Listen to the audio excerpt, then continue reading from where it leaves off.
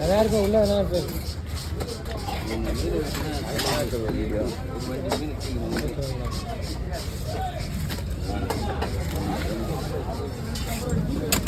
ஏன் one side வலிக்குது தெரியுமா?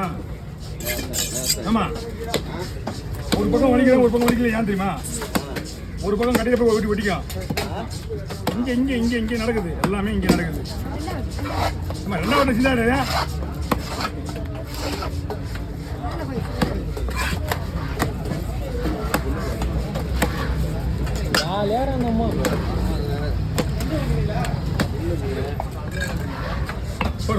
போர்